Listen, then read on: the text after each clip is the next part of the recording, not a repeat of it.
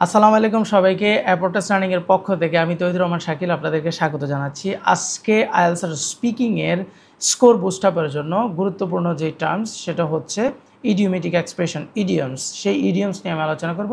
আমরা সচরাচর অনলাইনে যেই ইডিয়মসগুলো দেখতে পাই আমি প্রথমে সেটা নিয়ে আলোচনা করব এবং পরবর্তীতে আমি আনকমনগুলো নিয়েও আমরা আলোচনা করব। তো প্রথমে আমি যেটা নিয়েছি সেটা হচ্ছে বাইট দ্য বুলেট। এটার অর্থ হচ্ছে কোনো কিছু মেনে নেওয়া। আপনি খুব কঠিন সেটা আপনি হয় করে ফেলেছেন বা করবেন এমন কিছু যেটা আপনার জন্য কঠিন, আপনি চাচ্ছেন না করতে এমন। তাহলে আমরা প্রথম এক্সাম্পলটা হতে পারে I didn't want to visit the dentist but I had to byte the bullet. I didn't want to visit the dentist but I had to byte the bullet. আমি দাঁতের ডাক্তারের কাছে যেতে চাইনি কিন্তু শেষ পর্যন্ত আমাকে যেতে হয়েছিল বা আমাকে যেতে হয়েছিল।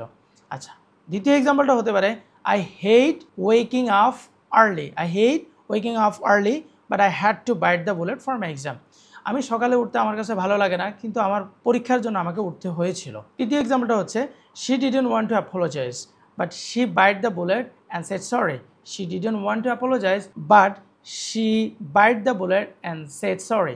সে দুঃখ প্রকাশ করতে চায়নি কিন্তু দুঃখ প্রকাশ করতে হয়েছিল তাকে।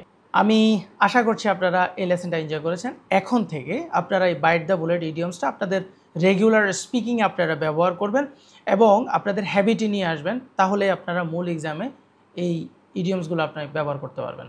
ভালো থাকেন। আসসালামু আলাইকুম।